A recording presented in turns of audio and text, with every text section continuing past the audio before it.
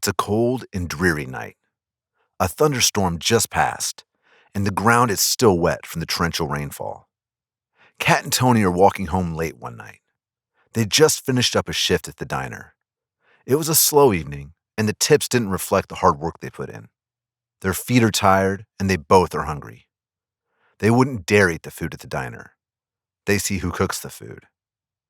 The customers are generally nice, and most are people who are just passing through the small town. There are families, hitchhikers, truck drivers, and people from the city who stop by for a home-cooked meal.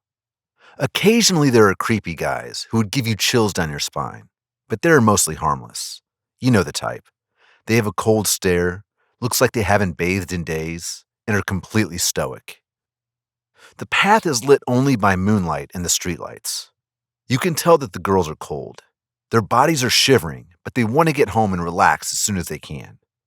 While walking down the dimly lit sidewalk, a strange man dressed in all black comes out of nowhere and walks quickly in front of the girls.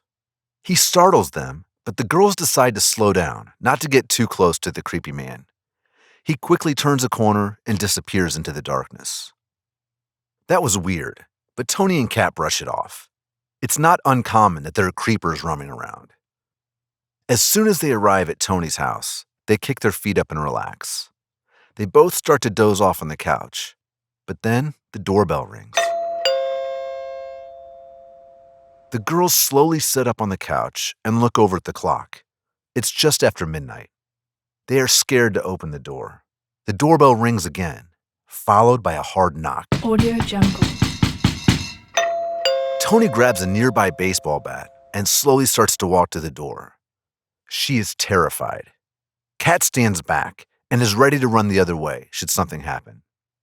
Just as Toni inches closely towards the door, the noise came from the kitchen. Someone is rattling the back door and banging on the door at the same time. The noises are getting louder, and Kat reaches for her phone to call 911. As she picks up her phone, it goes dead and no longer has service. That's odd. All of a sudden, the banging stops. They hear footsteps coming from the kitchen and walking towards them.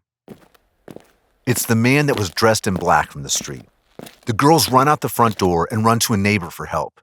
They are banging on the front door, but no one is answering. The girls realize it's late and people must be sleeping. The man dressed in black is right behind the girls. They back up against the house and are scared for their lives. They get a close look at the man. His face is full of scars, and he breathes heavily. His eyes are bloodshot red, as if he hasn't slept in days. He is disheveled and has a homely look. He doesn't say a word, but reaches into his pocket. The girls look at each other, as if this were the last second of their lives. The man is still shuffling around his pockets and breathing heavily. He clearly can't find whatever weapon he was looking for. Their hearts are beating faster as the anticipation builds. He pulls out his wallet and hands the girls a $100 bill. The girls' faces soften and wonder why he is giving them money. Kat assures the man that they are not ladies of the night. He stops Kat from talking and signals it was a tip from the diner.